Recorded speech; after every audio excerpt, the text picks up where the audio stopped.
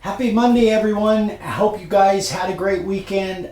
First things first, just prayers to everybody out there doing your, what is it? It's social distancing and your self-quarantine kind of thing.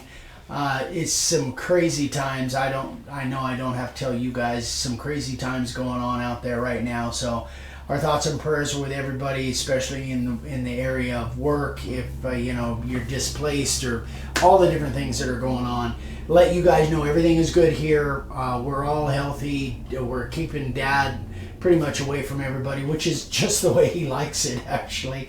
But we kind of we're self-distance ourselves out here in the middle of nowhere anyway. So, but everything's good out here. So, I want to go over some questions I get on a regular basis and kind of touch on some stuff I have touched on in the past, but we have a lot of new viewers. Maybe you guys haven't come across these videos yet. So, the first question is about our freezer paper that we use. So, you guys know that we use this freezer paper. And I'm going to put across the screen. Oh, by the way, you guys probably have noticed I use a lot more captions these days, which I think is a really good way to communicate extra stuff to you guys that I forget to say, which is generally a lot. Anyway, so this is the freezer paper that we use, and I'll put a couple videos here, the freezer paper transfer process that I really like. I'll put some, there's Magnum. I'll put some numbers of videos to go watch across the captioning here. So, but in regards to this, if you don't want to use freezer paper, you have an option. This is, I'm talking loud, this is label paper. This happens to be USPS labels that we ship with every day, but the same thing would work with any kind of sheet labels that you use. You can just peel off the weeding, the extra stuff, and then in essence, you've got the shiny side and the dull side. This acts pretty much the same as freezer paper. Which side do you print on? Huh? Which side do you print on? You print on the side, the shiny side. The same as you would. This is the freezer paper. This is label stock. The freezer paper is a little bit thicker, but the label stock is plenty thick enough because it goes through, goes through the printer. So it will work probably just as well as the freezer paper. So keep that in mind, guys. If you have label stock, don't throw this stuff away. You can use it just like freezer paper for doing those transfers. So I've mentioned that before, but somebody, I get questions on this every once in a while, so I just thought I'd pass that on to you. You know how to get a hold of me. And we if have you have the freezer paper in our Amazon store. Yes, we have the freezer paper in our Amazon store if you want to use that. But if not, try the label stock. Second question. This is from, I get this every once in a while. You guys know that we have layout letters. We make them from 1/2 inch up to 6 inch and can pretty much make any size. But a lot of people don't know the fonts that we have. And so I get questions every once in a while, well, what fonts do you guys actually have? We have 5 different fonts. So I'm going to lay them out here, examples of what they are, and then talk about them a little bit. So what we have here is the Universal. We have the Western. We have the Fatty.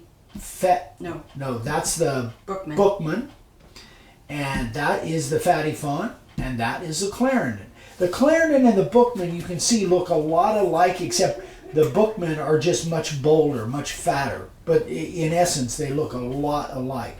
Now, so what you guys can see what they look like full size, and this is what I suggest that you guys do. Here's the Universal. I suggest that when we send out sets, guys, we send out a little tiny version of this with every set, so you guys can see which way things go. It's not so much of a problem on the Universal, although the N, the N would look a little goofy. But on stuff like the Clarendon font, if the A is backwards, if the N is upside down, if the W is upside down, different things, you should have, until you get used to it, you should have a printout, something like this. And again, you can use the little one that we supply with the sets, or you can go right on Google and type in Clarendon font and get the whole thing and then just print it out. So here's the Western, and then the Bookman, and you can see that's a much bolder letter, and then the Fatty font. That one they won't be able to get online. You won't be able to find the Fatty font, and actually if you look for Western, this is actually, we call it our Western font. This is actually Pointedly Mad is the actual font that this is. So, but my point is, guys, that you should have how these letters, because I still get pictures of sign carvers of the day on a regular basis, and a lot of people are switching their A's and N's upside down and S's upside down. So you should have one of these printouts. Go on and print them out, or use the ones that we provide you. They're little, you can blow them up if you want to. But anyway, those are the 5 fonts that we stock, all different sizes of these as far as layout letters. If you guys want something different than what we have, just write Vicki an email, vickiwithdavesigns@gmail.com. If you have a special font in mind or a special design in mind, shoot her an email and maybe she can help you out. She's good at that kind of stuff. All right, so third question. Normally I only do 3, but those are pretty quick. So third question, and this is one that I get quite a bit. So you guys know this is a little Porter Cable 450, but it's basically the same as a DeWalt 611, DWP 611. The question I actually received, and I'm going to read this out, is I received my order today. I got my DeWalt DWP 611 modified, and the base plate is on. So what he means by modified is he opened up the back, or maybe we did it for him. I don't know. But it's modified. So he's ready to go. That's his point. The directions for the router, when he bought his router, it says to put the bit all the way in and pull it out about a 1/16 of an inch. The bit I bought from you is not long enough to do that. So what do? So let me explain something, guys. There's very few people worldwide that use these routers for what we are using them for. Most people are using these for doing edges on cabinetry, for doing roundovers, Roman OGs, all different kinds of things, much like a shaper. So the bits that they use, that they're talking about, are similar to this. This is our 45-degree chamfer. So they're similar to this. So they're saying that putting it all the way in and then pulling it out a 1/16 of an inch, that would be appropriate if you were not having to see what you're doing.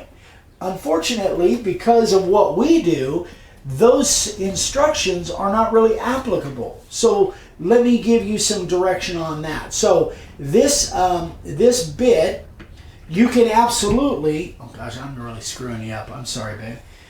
You can absolutely, but you don't want to stick this all the way in, because you can see it has kind of a, well, not a taper, but a flange kind of thing. So you don't want that in there, because then it wouldn't tighten all the way up. So you want to just put it in that far, but you would be fine putting it in that far. As a matter of fact, well, this one is, let me see, this one doesn't have it, but you would be fine sticking it in that far.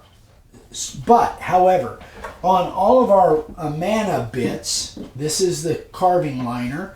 This is the 90 degree. This is the shortest bit. And many people ask, well, why is this one shorter than any of the other bits? It just is the way that Amana makes them. But I don't know whether you can see this on there, but right at this point, right there, around where my nail is, the tip of my finger, there's a little line, like a little V and a little line. That's an indication of how far to stick the bit in. Now you don't have to. You could probably have it out a little ways or stick it in a little bit further. But remember, the bits, and again, this is the shortest bit, that's why I'm using this one. If you have that in there that far and you tighten that thing up, I'll just do it by hand for right now, and you tighten that thing up, that is going to give you enough let me turn it around this way. That's I'm going to get you. Huh? You're not telling me where you're going. You're bouncing. I don't even know where I'm going myself. So that's two of us. That gives you enough vision to see what you're doing. So the reason the router manufacturer says to stick the bit in all the way and pull it out 1/16 of an inch is because they're thinking everybody's using bits similar to this. That's not what we're doing. That's not what I do.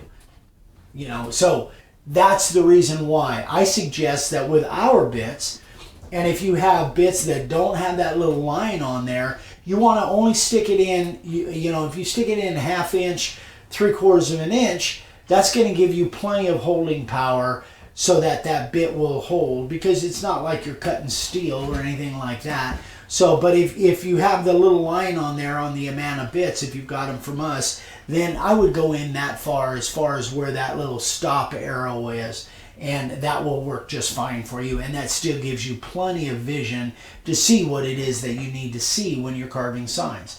So that was actually from Glenn Borman. So Glenn, I'm answering your question there, even though I did it probably a couple months ago on email. But that's the reason, guys. So remember, there's very few people that are actually carving signs with these things. You know, we're in the minority here. So most people that buy trim routers, they're doing trim router type of work with it, and they're not carving signs. So I hope that is helpful for you guys. That is it for today. It's kind of a quick one, but I went over 3 kind of questions that I get on a regular basis. So thanks again for watching, guys. If you have any questions, obviously, please email me directly, eric@makeawoodsign.com. If you have questions for Vicky, vickywithdavesigns@gmail.com. If you haven't subscribed yet, please subscribe. We would love for it. We do 4 new videos every week. Click that little bell icon so you get notified, because we do 4 new every week. And we got some big projects coming up I'm really excited about. Can't wait to get into and show you guys what we're doing. Some very exciting stuff. So we love you. We'll give us a thumbs up. We need all the help we can get. So we love you guys. We'll see you on the next one. Bye-bye.